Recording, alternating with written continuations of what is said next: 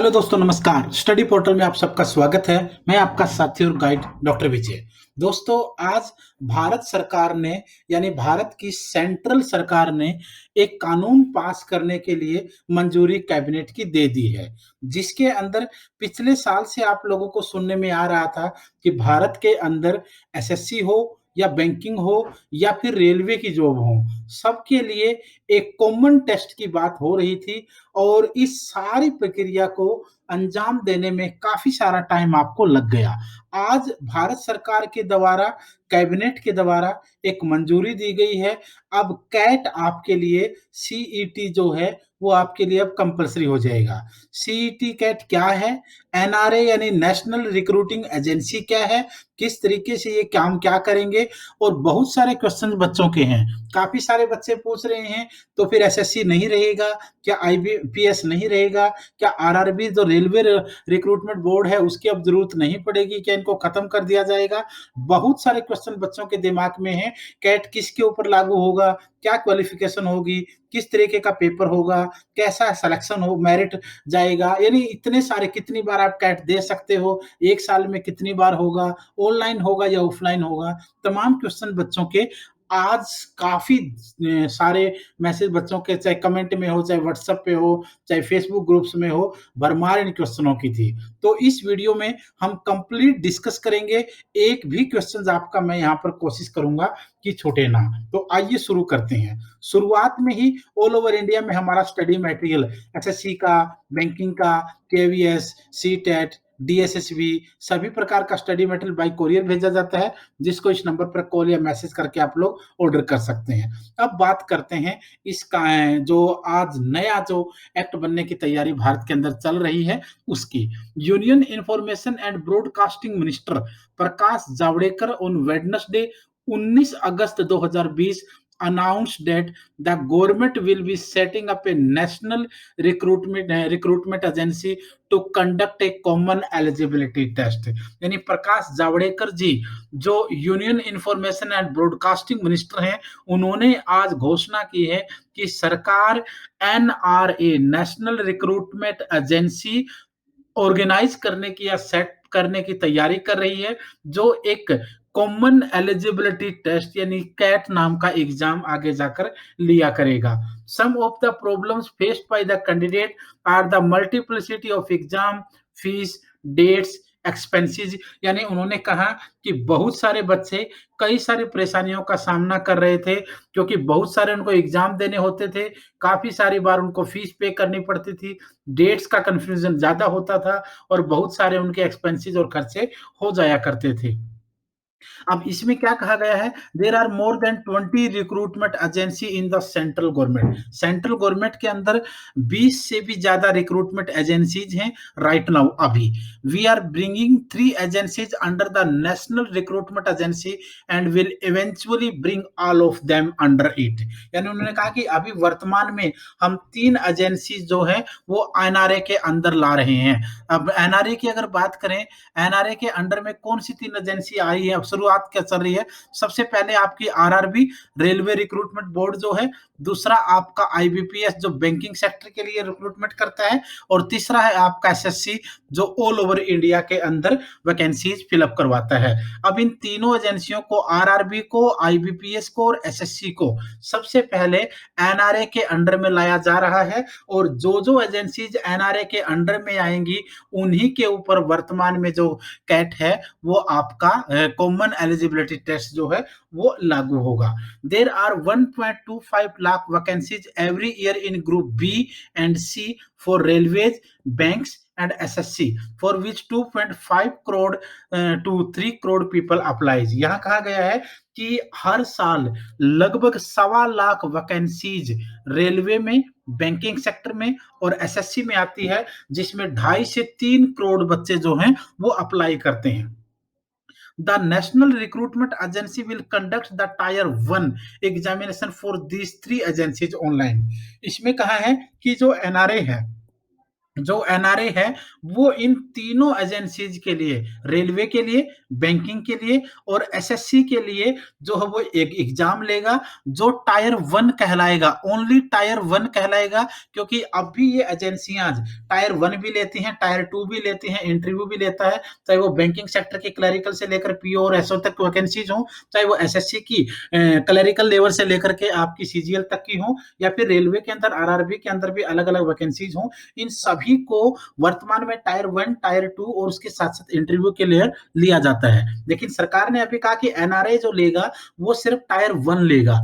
Tier one सबका common होगा, tier one NRA लेगा, और टायर टू और रिक्रूट में आगे की जो प्रोसेस रहेगी, चाहे वो टायर टू हो, चाहे वो इंटरव्यू हो, चाहे वो वाया वाया दूसरी चीज हो, ये सारी की सारी एजेंसियां अपने आप करेंगी। क्योंकि मान लो एसएससी है, अगर एसएससी टायर वन और टायर टू दोनों लेता है तो टायर वन एनआरए लेगा और टायर टू की आगे की जो प्रोसेस है वो एसएससी को सौंप दी जाएगी। उसी तरीके से बैंकिंग के लिए, उसी तरीके से आपका आरआरबी के लिए रहेगा। और दूसरी चीज इन्होंने कह दिया है कि एग्जाम जो है वो एनआरए का जो सीईटी जो कैट लेगा एनआरए, वो एग्जाम ऑनलाइन होगा। ये भी आपको याद रखना है, एग्जाम ऑनलाइन हुआ करेगा।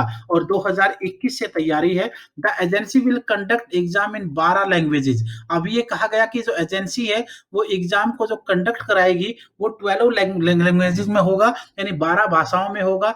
And it will be expanded to include more regional languages. और ये भी कहा रहा है कि ये 12 भाषाओं में तो अभी होगा ही होगा, और उससे ज्यादा भाषाओं में भी इसको एक्सपेंड करने की तैयारी की जाएगी। The score will be valid for 3 years. याद रखिएगा, जो कैट का जो एग्जाम होगा अब, उसके लिए जो तैयारी है वो ये कहा जा रहा है कि ये 3 साल तक मान्यता होगा।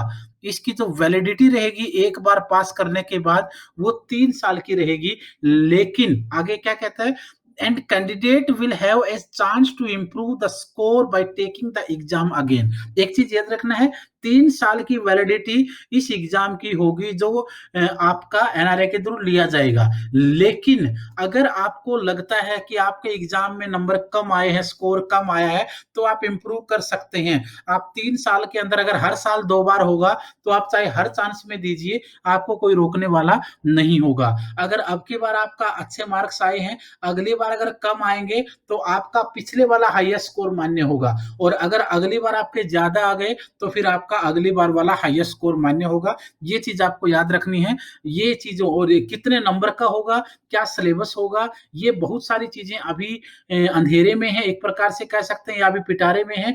एक एक करके नोटिस सरकार के जैसे जैसे आएंगे और एजेंसीज के आएंगे तब आपको पता चलेगा। वर्तमान में देखेंगे तो एसएससी का एग्जाम हो, या फिर बैंक का एग्जाम हो, या फिर आरआरबी रेलवे का एग्जाम हो, इन तीनों एग्जाम को जिम्मेदारी इसको दी जा रही है। तो सबसे बड़ा संशय अब ये रहेगा कि क्या एग्जाम जो हो लेगा, जो कैट का एग्जाम लिया जाएगा, उसमें बैंकिंग लेवल का सिलेबस होगा, या एसएससी लेवल का सिलेबस होगा, या फिर उसका लेवल आरआरबी का होगा। ये सबसे बड़ी माथापच्ची अभी चलेगी बोर्ड की। क्योंकि अगर बैंकिंग लेवल का देते हैं तो आरआरबी और एसएससी वालों के लिए टफ हो जाएगा, और एसएससी और आरआरबी का लेते हैं तो बैंकिंग वालों के लिए दिक्कत हो जाएगी। क्योंकि एसएससी और आरआरबी में जीएस का पोर्शन काफी ज्यादा होता है, जिसमें बैंकिंग वाले बच्चों को बिल्कुल परेशानी होगी, क्योंकि उन बच्चों का बैकग्राउंड जो है वो जीएस का बिल्कुल नहीं होता है। तो ये चीज भी धीरे धीरे करके आपको पता चल जाएगी। हम लोग चैनल पर जैसे ही कोई इंफॉर्मेशन आएगी, हर इंफॉर्मेशन आपको यहाँ पर दी जाएगी। इसीलिए कहते हैं कि आप सब्सक्राइब करके बेल आइकन प्रेस करके तैयार रहिए। Common registration, single fees and common curriculum are among the benefits for candidates he added. उन्होंने कहा है कि अब इसका फायदा क्या होगा। इसका फायदा होगा सिंगल फीस, यानी एक ही बार आपको फीस पे करनी है। कॉमन रजिस्ट्रेशन, सबका कॉमन रजिस्ट्रेशन होगा, और सबका कॉमन करिकुलम यानी सिलेबस रहेगा। ये भी उन्होंने इसमें कहा है। Finance minister Nirmala Sitharaman announce the proposal in her union budget speech on February 1 this year. इस साल के 1 फरवरी के बजट के यूनियन बजट के स्पीच में निर्मला सीतारमन जो फाइनेंस मिनिस्टर भारत की हैं, उन्होंने भी इसको अनाउंस किया था। उसके बाद बात करते हैं की पॉइंट की। की पॉइंट क्या-क्या रहेंगे? NRA will have an autonomous society under societies act. यानी एनआरए है वो सोसाइटी एक्ट के तहत जो है वो ऑटोनोमस सोसाइटी मानी जाएगी या वो बनेगी। NRA will conduct tier 1 examination common eligibility test. NRA जो है वो टायर 1 लेगा जो कॉमन एलिजिबिलिटी टेस्ट यानी कैट कहलाएगा।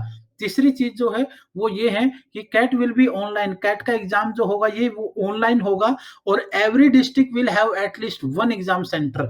और पूरे भारत के हर डिस्ट्रिक्ट में या जिले में कम से कम एक एग्जाम सेंटर तो जरूर होगा। यानी इसके लिए बच्चों का बहुत ज्यादा दूर नहीं जाना पड़ेगा। आप लोगों का हर बच्चे का कोशिश की जाएगी उसका एग्जाम सेंटर जो है वो उसके जिले में हो, डिस्ट्रिक्ट में हो, जनपद में हो, ऑनलाइन होगा। ये भी उन लोगों ने क्लियर अभी कर दिया है। दूसरी चीज है what is the national recruitment agency. जो एनआरए है वो अब क्या रहेगा, क्या कहलाएगा, क्या उसकी भूमिका होगी? A multiple agency body called the NRA. यानी एक मल्टीपल एजेंसी बॉडी जो है उसको अब एनआरए कहा जाएगा क्योंकि इसके अंडर में बहुत सारी एजेंसीज को धीरे धीरे करके लाया जाएगा। Will conduct a common eligibility test.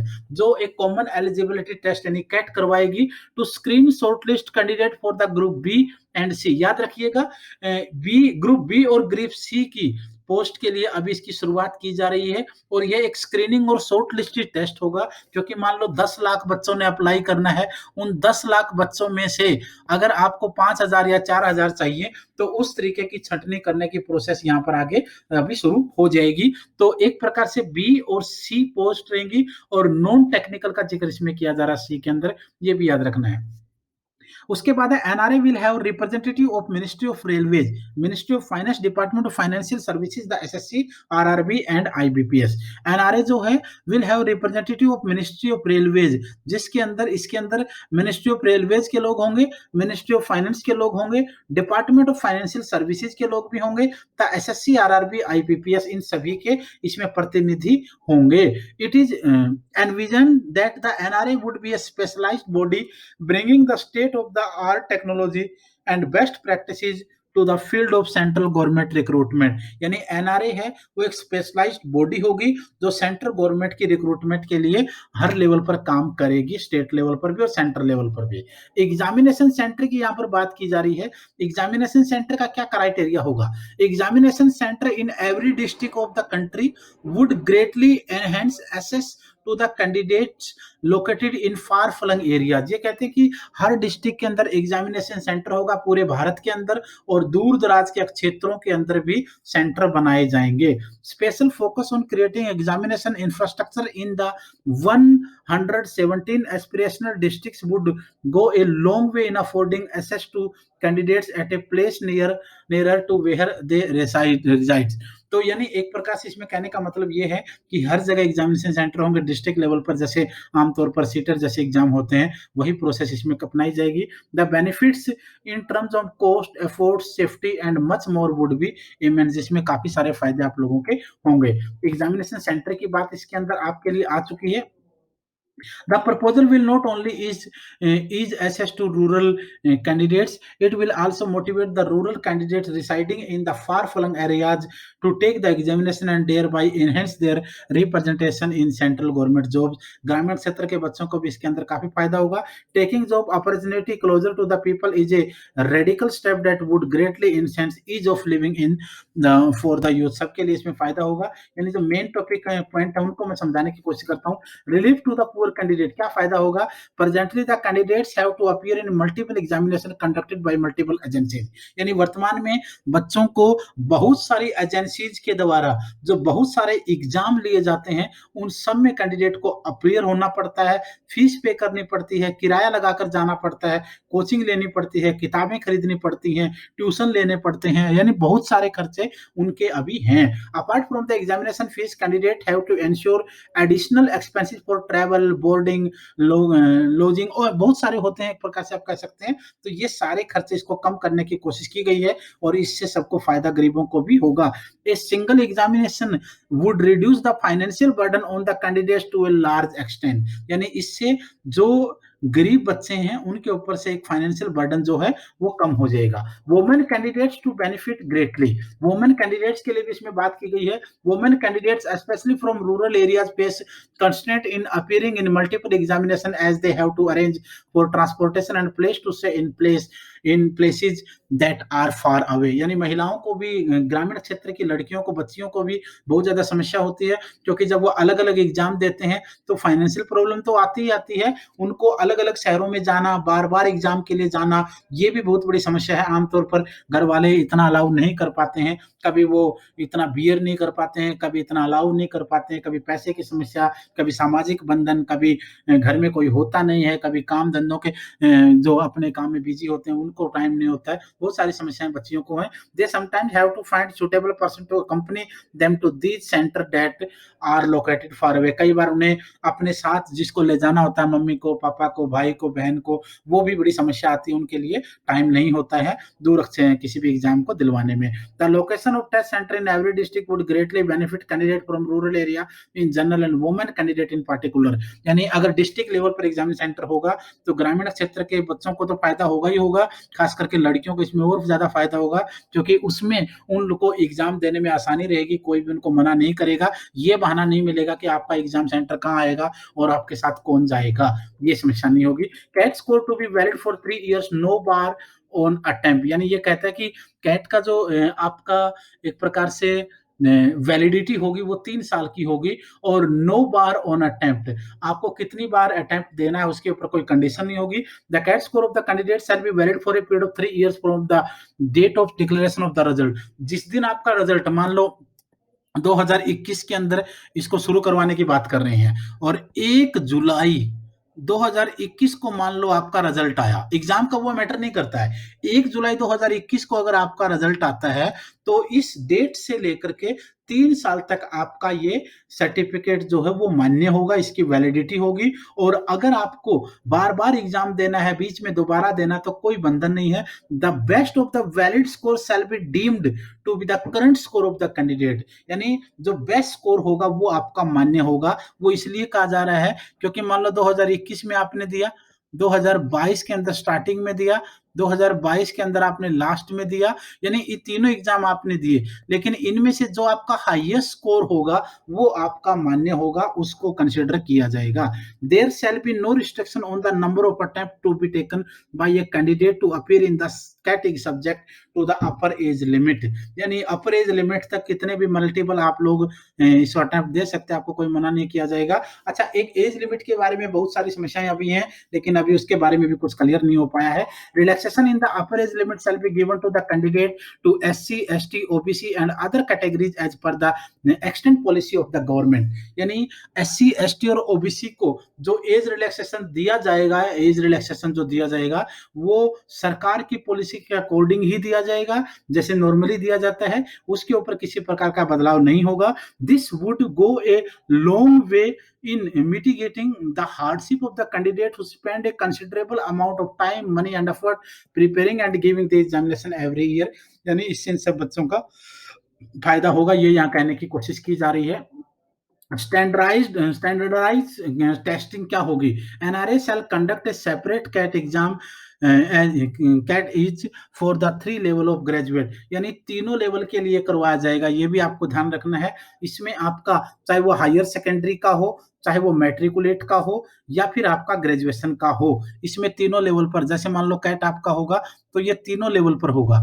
ये आपका 10th लेवल वालों का भी होगा, 12th वालों का भी होगा, और आपका ग्रेजुएशन वालों का भी होगा। इसमें क्यों होगा? क्योंकि कई वैकेंसी 10th लेवल पर आती हैं, कई जगह वैकेंसी 12th लेवल पर आती हैं। बैंकिंग सेक्टर के अंदर एसएससी सीजीएल में देखोगे तो ग्रेजुएशन लेवल की आती हैं। अब जैसे आप लोग, वर्तमान में एग्जांपल दे देता हूं आपको कैसे, जैसे सीटेट है, सेंट्रल टीचर एलिजिबिलिटी टेस्ट वर्तमान में है, वो प्राइमरी लेवल का भी है, 1ली क्लास से 5वीं तक का, जिसको पीआरटी बोलते हैं, और 6ठी क्लास से 8वीं तक का भी है, जिसको आप लोग टीजीटी बोलते हो। अब टीजीटी वालों के साथ टीजीटी वाले फाइट करेंगे, पीआरटी वालों के साथ पीआरटी फाइट करेंगे। तो उसी प्रकार जब वैकेंसीज की जरूरत होगी 10th लेवल पर 10th लेवल का, 12th लेवल 12th का, ग्रेजुएशन लेवल पर ग्रेजुएशन का, तो ये अलग अलग लेवल पर आपका होगा। ये भी आपको एक बार ध्यान रखना है। Candidate for those non technical post to which recruitment is presently carried out by the Staff Selection Commission, the Railway Recruitment Board and by the Institute of Banking Personnel Selection। ये इसी लेवल पर आपके करवाए जाएंगे।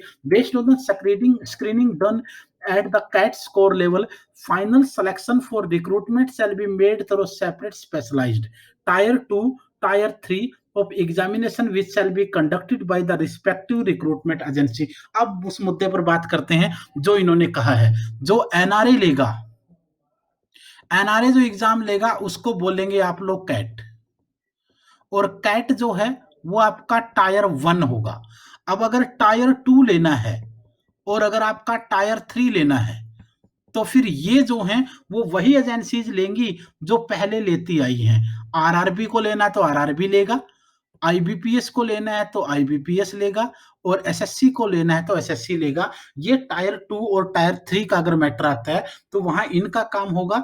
आगे कोई tyre 1 के बाद, कैट के बाद एनआरए का अधिकार क्षेत्र खत्म हो जाएगा, तो एनआरए भी रहेगा, कैट भी होगा, आरआरबी भी रहेगा, आईबीपीएस भी रहेगा, एसएससी भी रहेगा, टायर 1 भी होगा, टायर 2 भी होगा, जहां जरूरत होगी वहां टायर 3 या इंटरव्यू वाया भी होगा। ये चीज आपको एक बार समझनी है। The curriculum for this test would be common as would be the standard. जो इसका द करिकुलम फॉर इस टेस्ट का जो सिलेबस होगा, जो करिकुलम होगा वो कॉमन होगा, as would be the standard, एक स्टैंडर्ड के अनुसार जो है वो कॉमन होगा। यही बहुत सारे बच्चों को डाउट है कि एसएससी का सिलेबस देंगे या बैंकिंग का देंगे या रेलवे का देंगे। इसमें एक आमतौर पर आप कह सकते हैं कॉमन स्टैंडर्ड बनाया जाएगा, जिसमें एसएससी का लेवल भी दिखेगा, बैंकिंग का लेवल भी दिखेगा, रेलवे का लेवल भी दिखेगा। लेकिन एक चीज याद रखना है, लेवल एसएससी और रेलवे का जो होता है उससे थोड़ा हाई जाने की उम्मीद है, क्योंकि अगर उससे नीचे लेकर आएंगे तो फिर बैंकिंग वालों का वो हो जाएगा। तो ये कोशिश की जाएगी, एक तो लेवल इसमें अच्छा होगा, दूसरी समस्या क्या होगी, ऑल इंडिया कंपटीशन होगा, ऑल इंडिया कंपटीशन होगा। और अगर ऑल इंडिया कंपटीशन होगा तो कंपटीशन मेरे दोस्त टफ होने वाला है। ये चीज आपको यहाँ पर आज समझ लेनी है। This would greatly ease the burden of the candidate who are at the present required to prepare for each of the examination separately as per different curriculum. इसमें फायदा सभी बच्चों का साथ होगा। Scheduling test and choosing center, यानी test की और सेंटर चुनने की बात जहां तक है, candidate would have the facility of registering on a common portal and give a choice of centre, यानी एक कॉमन पोर्टल पर कैंडिडेट को रजिस्ट्रेशन करना है और सेंटर की चॉइस उनके ऊपर डिपेंड रहेगी। जितने भी जो अवेलेबल होंगे they would be allotted center, वो उनको अलॉट कर दिए जाएंगे। The ultimate aim to reach stage wherein candidate can schedule their own test at center of their choice. कोशिश की जाएगी कि बच्चों को उनकी चॉइस के सेंटर दे दिए जाएं। वही national recruitment agency was setup, क्यों इसको बनाया जा रहा है, a single eligibility test would significantly reduce the recruitment cycle। Recruitment जो साइकिल है इसको कम करने की कोशिश के द्वारा की जाएगी। some department have indicated their intention to do away with any second level test and go ahead with recruitment on the basis of CAT score, physical test and medical examination। यानी कुछ डिपार्टमेंट इस कोशिश में already हैं। this would greatly reduce the cycle and benefit a large section of youth। इससे ये cycle जो है वो थोड़ा कम भी रहेगा और बहुत सारे यूथ को इसका फायदा भी हो जाएगा। तो ये सारी चीजें मैंने आपको इसमें बताई। अब हमने डिस्कस किया कि एनआरए क्या होता है, कैट का एग्जाम क्या होगा, इसका सिर्फ टायर 1 होगा। वैलिडिटी की जहां तक बात हमने डिस्कस की, वैलिडिटी 3 साल की रहेगी। अटेम्प्ट आप कितनी बार भी कर सकते हो, 1 साल में यह 2 बार होगा। सिलेबस अभी निर्धारित नहीं है और डिस्ट्रिक्ट लेवल पर सेंटर होंगे। एग्जाम ऑनलाइन होगा। रिजर्वेशन जो है वो अकॉर्डिंग टू गवर्नमेंट रूल मिलेगी, और बहुत सारी चीजें जो नई आएंगी वो आप लोगों को बता दी जाएंगी। आप किस एग्जाम की तैयारी कर रहे हैं ये आप मुझे इस नंबर पर लिखकर व्हाट्सएप कर दीजिए। आप अपना नाम क्या है, आपका सिटी कौन सा है, आपको एग्जाम कौन सा देना है, ये चीजें लिखकर व्हाट्सएप कर दीजिए। जो भी नई इंफॉर्मेशन होगी वो आपको व्हाट्सएप के थ्रू हम लोग भेज देंगे और स्टेटस के थ्रू भेज देंगे, यूट्यूब के थ्रू तो आपको मिलती रहेगी। तो आज की वीडियो में इतना ही था। कोई डाउट है तो आप लोग कमेंट कर सकते हैं।